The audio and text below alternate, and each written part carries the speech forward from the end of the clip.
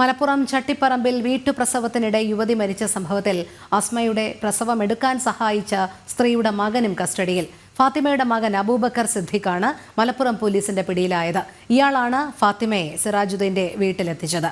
ശിവദാസ് കന്മനം ചേരുന്നു വിവരങ്ങളുമായി. ശിവദാസ്, നേരത്തെ വീട്ടുപ്രസവത്തിനിടെ യുവതി മരിച്ച സംഭവത്തിൽ അസ്മയുടെ പ്രസവം എടുക്കാൻ സഹായിച്ച സ്ത്രീയെ പോലീസ് കസ്റ്റഡിയിലെടുത്തിരുന്നു. ഇപ്പോൾ ഏറ്റവും ഒടുവിലായി മകനും കസ്റ്റഡിയിലായിരിക്കുന്നുവെന്നാണ് അറിയാൻ കഴിയുന്നത്. കൂടുതൽ വിവരങ്ങൾ.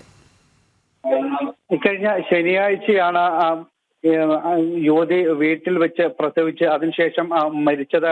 അമിത രക്തസ്രാവത്തെ തുടർന്നാണ് അസ്മ എന്ന യുവതി വീട്ടിലെ പ്രസവത്തിന് ശേഷം മരിച്ചത്. ഇത് പോസ്റ്റ്മോർട്ടം റിപ്പോർട്ടിലും ഇക്കാര്യം വ്യക്തമാക്കിയിരുന്നു. അതിനുശേഷം ഇവരുടെ ഭർത്താവ് സിറാജുദ്ദീനും പോലീസ് കസ്റ്റഡിയിൽ എടുത്തു.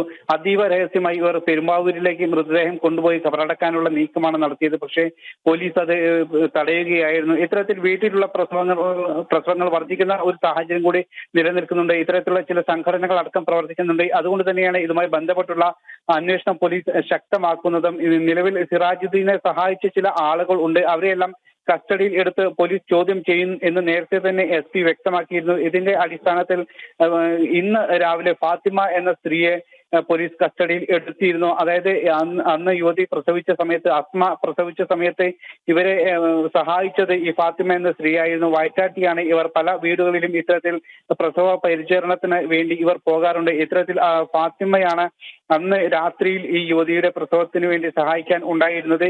ഇവരെ ഫാത്തിമയെ കസ്റ്റഡിയിൽ എടുത്തതിന് പിന്നാലെ തന്നെ ഇവരുടെ മകനായ അബൂബക്കർ സിദ്ദീഖിനെയും പോലീസ് കസ്റ്റഡിയിൽ എടുത്തിട്ടുണ്ട്. അബൂബക്കർ സിദ്ദീഖാണ് ഫാത്തിമയെ ഇവരുടെ വീട്ടിലേക്ക്, അതായത് സിറാജുദ്ദീന്റെ വാടക വീട്ടിലേക്ക് എത്തിച്ചത്.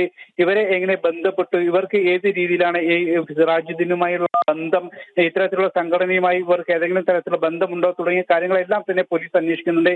ഇതുമായി ബന്ധപ്പെട്ട് ഇപ്പോൾ ചോദ്യം ചെയ്യൽ തുടരുകയാണ് രോഹിണി. ശരി, ശിവദാസ് കന്മനമാണ് വിവരങ്ങൾ നൽകിയത്.